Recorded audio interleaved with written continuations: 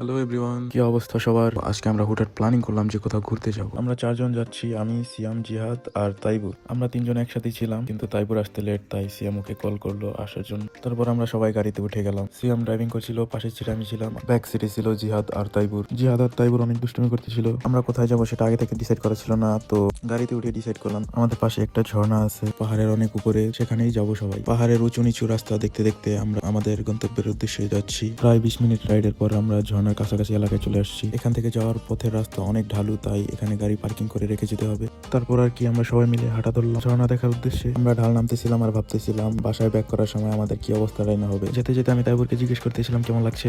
তুমি কি বলতে চাও বলো? আমি কইতে চাই পাহাড়ে পাহাড়ে যারা বসবাস করে এই জায়গা জীবনে আসবেন না, কারণ এই জায়গা অনেক ঢাল। কিছুক্ষণ হাঁটার পর আমরা ঝর্ণার কাছে চলে আসলাম, কিন্তু ঝর্ণার কাছে এসে তো আমরা হতাশ। ঝর্ণার পানি তুলনামূলকভাবে অনেক কম ছিল। বৃষ্টি হলে অনেক পানি থাকে এখানে। পাশ দিয়ে একটা রাস্তা ছিল, আমরা সেখান দিয়ে নিচে নামতেছিলাম। তারপর ঝর্ণার কিছু ভিডিও ফুটেজ নিলাম। ঝর্ণার পানিগুলো অনেক স্বচ্ছ ছিল, আর পানি পড়ার যে শব্দ সত্যি অসাধারণ ছিল।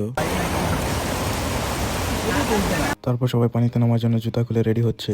পানি প্রচুর পরিমাণে ঠান্ডা ছিল, বলার মতো না এত ঠান্ডা। আমি পানিতে বেশিক্ষণ পা রাখতে পারছিলাম না, তাই তাড়াতাড়ি করে একটা পাথরের উপরে যেয়ে দাঁড়াই। তারপর ওরা আসতেছিল, ওদের সাথে আমি মজা নিতেছিলাম। কেমন কেমন লাগে?